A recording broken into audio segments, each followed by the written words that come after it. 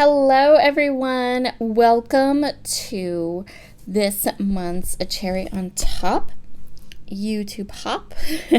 I always think it's funny when I say that. My name is Sarah, I'm a design team member here at A Cherry on Top. Today's theme for our hop is creative chaos. So as soon as I heard the theme, I went right to mixed media. Mixed media is messy and fun and interesting. So I started by choosing like a super fun photo that I want to scrapbook. And now I am going to take some shimmer glazes. These are from Brutus Monroe. I am using Macintosh, apple, watermelon, and limoncello colors. I have just a plastic palette knife, and I'm going to get messy and just scrape all three of these shimmer glazes onto my pattern paper. I am using nice, thick cardstock. So you need something that's like extra thick, really made for mixed media.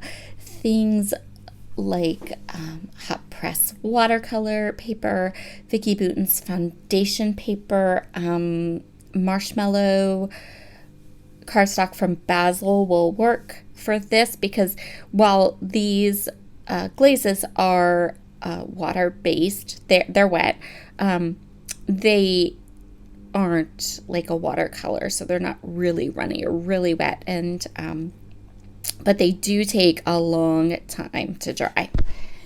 These are shimmer glazes, so when they dry kind of shimmery and beautiful. They don't dry matte. They dry very gloss and very shimmery. And all three of the colors that I am using today are available at A Cherry on Top's website, and I will link up all of those things in the description box below. So another interesting thing to note is that they will blend. So where the two colors are overlapping, when it dries, it will create a deeper, darker kind of reddish purple color. It's very subtle and mild. You could make it, you could really like scoop some of these glazes onto a glass mat and mix them up. I am fine with them just kind of mixing if they want to mix, or not mixing if they don't want to mix. I chose these three colors because they are colors that are very prominent in the scrapbook collection that I'm going to use. So once I'm happy with my mess right here, I'm going to go ahead and let this dry for a really long time. When I filmed this video, I filmed it as I was simultaneously creating three different mixed media layouts because they do take a long time to dry. So I want to make sure that that glaze had a nice amount of dry time. This is the photo that I'm going to use. So there's a whole story with this photo, and I want to tell the story because I feel like the story is the important part of this photo. So the picture is of my brother, and he is curled up in his daughter's bed.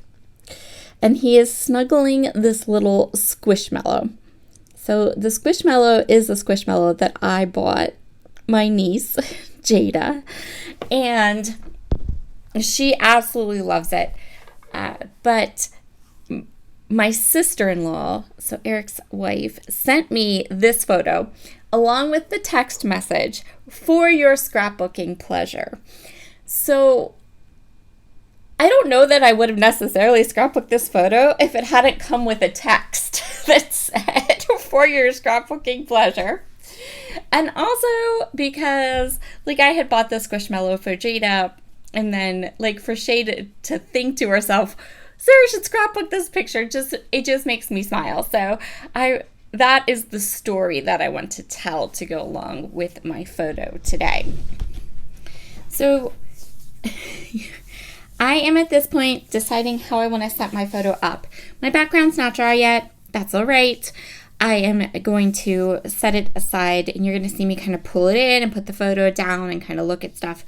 But what I'm basically doing is I'm going through all of the product that I want to create with today and pulling out the pieces I think will be the best. I'm mostly going to work with stickers and some tags today. So the collection I'm working with is Simple Stories True Colors collection.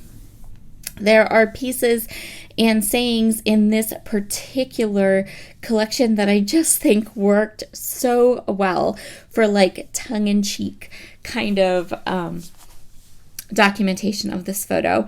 And I also just pulled all of the colors. So when I was choosing the shimmer glaze colors, I chose the colors that most closely matched this collection.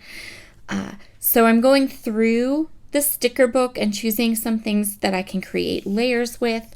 I also have a canvas flare from Scrap and Happy Studio. It says, "Hey bro." I've had it for, it's just kind of been floating around my craft room.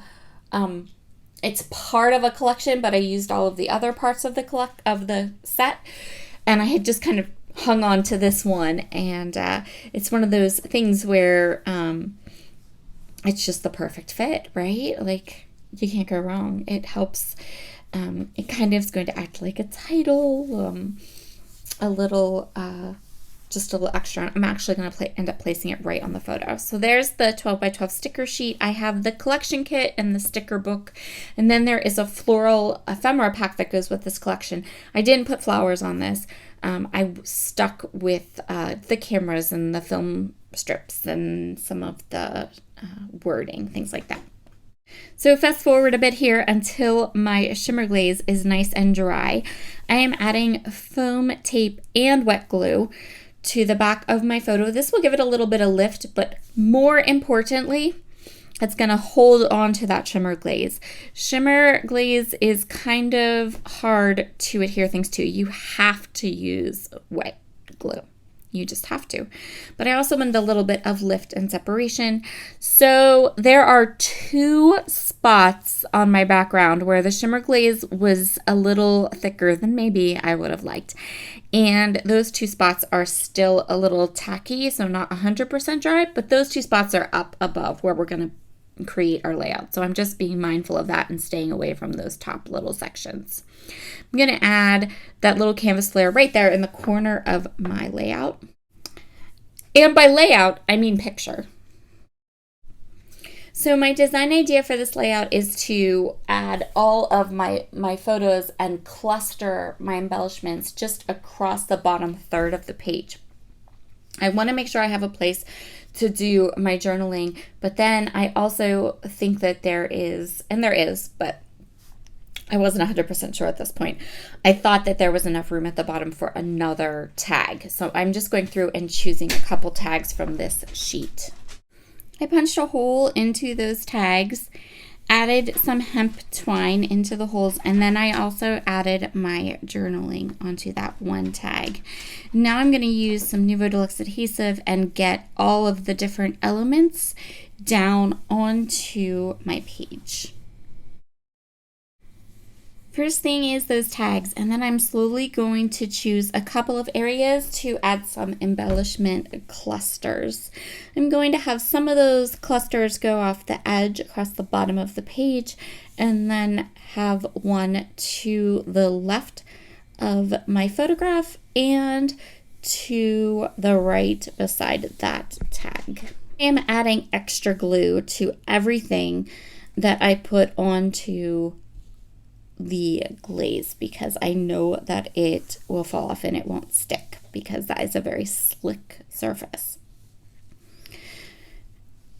I'm just I've already gone through all the stickers and all of the stickers in the sticker book, so I'm literally just pulling. I have all of the stickers on the edge of my glass mat, so I can kind of look at those for options, and then I don't get overwhelmed or anything, and then I can just pull the pieces I really want to include on my layout and just add them in, tucking stuff in, making sure that things look balanced and that I like the different pieces.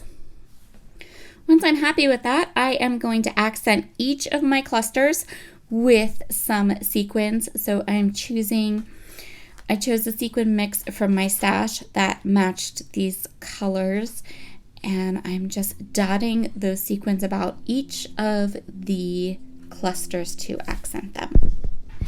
This video is part of a video hop, so be sure to check down in the description box for the links to the entire Cherry on Top design team. We have all made beautiful creative chaos projects to share with you. And if you hop through and leave a comment on every video, you will be entered into a giveaway for a $25 gift certificate, which is awesome. And I hope you enjoy the hop. There are so many amazing projects and so many different interpretations of the theme Creative Chaos. Have a wonderful Tuesday, everyone, and we'll see you again soon. Bye.